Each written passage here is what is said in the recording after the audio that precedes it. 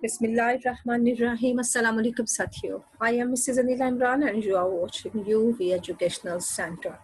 साथियों, आज आपके साथ है हार्ट ऑफ द डार्कनेस का गेस्ट पेपर और एग्जाम 2020 में हमारे काम आने वाले कुछ पॉइंट्स। और मुझे बताना ये है कि पास पेपर में डिस्कशन पे कुछ ऐसा है नहीं था जो मैं आपके साथ डिस्कस करती, तो इसीलिए मैंने इसके मेन पॉइंट्स, कीवर्ड्स, इसकी कोटेशंस और पूरे नावल का एक निचोड़ जो है वो निकाल कर इस वीडियो के लिए रखा है ताकि आपको इसमें से बहुत सी चीज़ें समझ आ जाएं।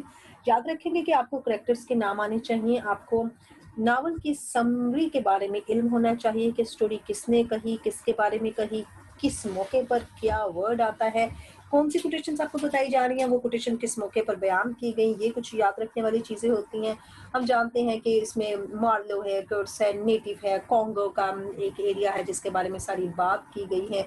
वहाँ पर इन्होंने लोकल जो वहाँ के नेटिव्स थे उनके बारे में किस तरह से उनको इंट्रूडर्स ने आकर परेशान किया और दुनिया में बताया भी हम उन्हें तहजीब सिखाने जा रहे हैं, और इनफैक्ट ये तहजीब सिखाने के बहाने उनकी आइवरी लूट रहे थे, ट्रेड्स के चक्कर में अपनी सारी की सारी जो है मेंटालिटी वो शो कर रहे थे। इन सब को हम देखेंगे, हम इसमें सिंबल्स भी देखते हैं।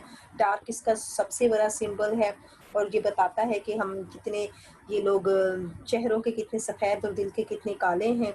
इन सब चीज़ों को हमने देखना है, सिंबल्स को देखेंगे, इसके थीम्स को देखेंगे, इसके कॉन्सेप्ट्स को देखेंगे। जो मैं चाहती हूँ कि आपका क्वेश्चन बहुत ईजी हो जाए और प्रिपेयर भी आसानी से आप कर सकें। और इसको नावल नहीं बोलेंगे, इसको नोवेला बोलेंगे। ये याद रखेंगे कि ये नोवेला है क्योंकि शॉर्ट है ना, शॉर्ट नोवेला के तौर पर पेश किया गया है। मैंने भी कुछ पॉइंट्स लिखे हैं, कुछ जो नहीं लिख पाई वो मैं आपको बता देती हूँ। इंपीरियलिज्म आएगा, कॉलोनियलाइजेशन आएगा, एक्सप्लॉयटेशन आता है जब किसी का हक मारते हैं, कॉलोनियलिज्म नौ आबादियाती निज़ाम जो पैदा करते हैं, रेसिज्म आ जाता है, नस्ल परस्ती आ जाती है, डिसेप्शन आता है, धोखा आ जाता है, अनसर्टनिटी आ जाती है, गैर यकीनी है, रिलीजन का मौजू भी है, डार्कनेस भी इसमें दिखाई गई है, अंधेरे हैं, अल्टरेशन करें, और उसके बाद लॉनलीनेस दिखाई गई है। एलाइनेशन और लॉनलीनेस, बेगान की और तन्हाई है इसमें, वॉयलेंस, सिक्योरिटी, ड्यूटी है, और ड्यूटी के साथ बाज लोग ऐसे हैं जो ड्यूटी पर नहीं भी होते, ड्यूटी के साथ अपना इंसाफ नहीं करते, अपनी रिस्पॉन्सिबिलिटीज नहीं पूरी करते, इलनेस है, ईवल है, लेक ऑफ ट्रूथ है, ह्यूमन ग्रीड इसमें भी दिखाई गई है, और इसके बाद ऑर्डर और डिसऑर्डर और मॉरल करप्शन। बहुत से थीम्स बनते थे, इसके लिए भी मैंने कुछ कम ही इसमें बयान किए हैं। चलते हैं अपने अगले सेक्शन की तरफ। देखते हैं जनाब, जोसेफ केनराड जो है वो 1857 में पैदा हुए हैं और 1924 में इनकी वफात हुई है। जब वो लड़के ही थे तो उन्हें बड़ा शौक था कॉन्गो की तरफ सफ़र करने का। ये कॉन्गो के बारे में ही स्टोरी है सारी। 1890 में उन्होंने रेल में अपने स्टीम शिप पर बेल्जियम कॉन्गो की तरफ सफ़र किया, ड्यूटी संभाली, लेकिन हालात ख़राब हुए, कुछ तबीयत ख़राब हो गई। इनकी भी तबीयत ख़राब हो गई थी वहाँ के हालात देखकर, तो ये वापस लौट आए थे। उनको जो तजुर्बा हुआ कॉन्गो पे वही उन्होंने प्रूव किया और उसी की आउटलाइन को बेस करते हुए उन्होंने ये नोवेला लिखा। 1988 में जब इन्होंने इसे, यहाँ पर रॉन्ग है, 1888 होना चाहिए, इसमें डेट में कुछ प्रॉब्लम्स आ जाती हैं जब हम टाइप करते हैं इसको, जल्दी डेट इसकी काट दें, लेकिन उन्होंने जिस डेट में लिखा है आप उधर से चेक कर लें कहीं और से, क्योंकि आपने पास टाइम नहीं इसको जाके सही करूँ। अब देखते ये हैं कि इन्होंने बहुत सी ऐसी बुक्स लिखी और उन बुक्स में इन्होंने करेक्टर मार्लो का यूज़ किया और उस करेक्टर को इन्होंने यूथ के नामी एक बुक में भी इस्तेमाल किया कि ये कैसे, जैसे वो एजेंट टाइप होता है ना, वो जाता है और जाके माहौलियात का और उनके माहौल का अंदाज़ा लगाता है, ये वो शख्स होता है। अब अगर हम देखते हैं तो ये नोवेला जो है ये एक ऐसा पुल है जो कि विक्टोरियन वैल्यूज़ और मॉडर्निज्म के दरमियान मिला हुआ है। विक्टोरियन वैल्यूज़ भी वहाँ पे दिखाई गई हैं जो उस वक़्त की वैल्यूज़ चल रही थी विक्टोरियन एज की, और इसके साथ साथ नई जिद्दत पसंदी भी इसमें शामिल है। नावल में ज़्यादातर बेगानगी है, एक बड़ी पेचीदगी है और बड़े गहरे शकूक व शुबाहत का इजहार किया गया है। पॉइंट्स देखते हैं तो डार्क प्लेसेस को दिखाया जो वहाँ पर कॉन्गो में पाए जाते थे, उनका समाजी निज़ाम कैसा था, यूरोपियन वहाँ पर अपनी साम्राज्य सरगर्मियों के साथ पहुँचे थे। नोवेला का कंक्लूजन आपने ज़रूर देना है कि आपके हिसाब से, और राइटर ने अपने हिसाब से जो कंक्लूजन दिया उसने नफरत का इजहार किया ना, उसने डिनंसिएशन की कि भाई मुझे बिल्कुल ये इंपीरियलिज्म पसंद नहीं आया है। बेल्जियन कॉलोनी को याद रखेंगे, वहाँ के ही जॉब करने गया था मार्लो, और मार्लो ने बेल्जियन ट्रेडिंग के लिए काम किया था जिसका कॉलोनी, इस कॉलोनी का कॉन्गो की तरफ एक ट्रेड का रिश्ता था, एक तिजारत का रिश्ता था। स्टीमर को याद रखेंगे, ये वही स्टीमर है जो जोसेफ केनराड ने खुद भी इसमें सफ़र किया, मार्लो ने भी इसमें सफ़र किया। स्टेशंस के नाम याद रखेंगे, outer, centre and inner stations, और कैपिटल लेटर से स्टार्ट करेंगे इन सब का। चीफ अकाउंटेंट हमारे मैनेजर हैं, ये भी हमारे मेन पॉइंट में रहेंगे। इलनेस, जो वहाँ लोग बीमार हो जाते थे, वॉयलेंस, उनके साथ तशद्दुद किया जाता है। कॉन्स्पिरेसी की जाती है जनाब, ऐसे कहना कुछ और करना कुछ, और हिपोक्रेसी भी की जाती है, फरेबियत दिखाई जाती है, धोखाधड़ी दिखाई जाती है। अगर हम चलते हैं तो ये हमारे इंट्रोस्पेक्टिव सेलर मार्लो है, जो अपने आप से खुद शिनास हो जाता है, अपने आप से उसे आगाही हो जाती है। जब वो इस कॉन्गो की तरफ सफर करता है, वहां जाके वो क्या देखता है? ब्रुटैलिटी, वहशियत देख रहा है, लोगों पर दबाव डालता हुआ देख रहा है, और साइलेंस भी ऐसी कि जिस साइलेंस में भी दबाव है, यानी लोग चुप तो होते हैं ना, लेकिन किसी के दबाव में आके चुप हैं। पिलग्रिम्स ने बड़े तंजिया आवाज में कंपनी के एजेंट्स को कहा, याद रखेंगे क्रू ऑफ कैनिबल्स, उसने नेटिव्स को कहा। आप इसके बाद देखेंगे अफ्रीकन हेल्म्समैन था, जिसे उसने मशीनरी का नाम दिया कि ये एक मशीन था, ये इंसान नहीं था, मशीनरी की तरह काम कर रहा था।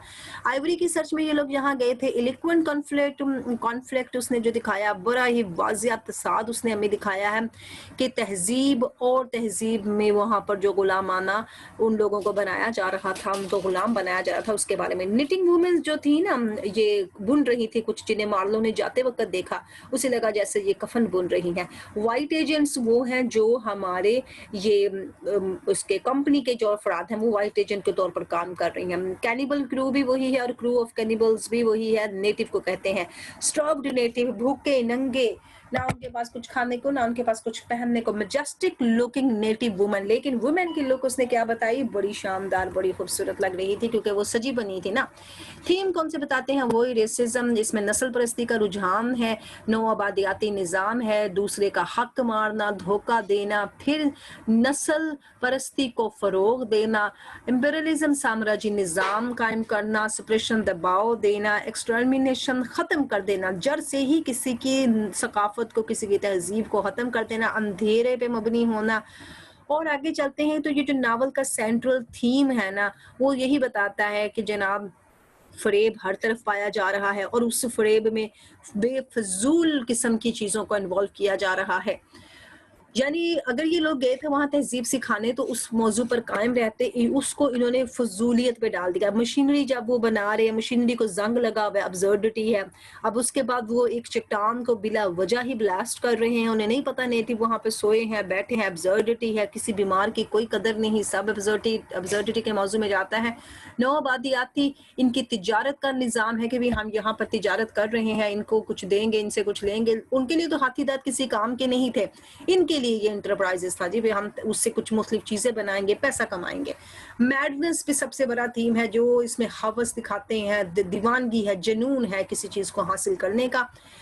और इसके बाद मार्लो कहता है कि मैंने तो यहाँ ट्रैवल किया, तो मुझे लगता है कि मैंने माजी में ट्रैवल कर लिया, बाबा आदम के ज़माने में चला गया। बड़ा जो है ना, तनकीदी तौर पे मज़हब पे तनकीद की गई है, वो भी इसके थीम में शामिल है। बीमारी भी इसने दिखाई है, जहनी बीमारी, जिस्मानी बीमारी। ज्वेलरी को दिखाया जो इसने वहाँ की नेटिव पहनते थे, स्पेशली खवातीन, और बारबेरियस ज्वेलरी दिखाई, बड़ी एक किस्म की वहशियाना किस्म की ज्वेलरी थी। कोर्स में आपने याद रखना है, एक्सटर्मिनेट ऑल द ब्रूट्स।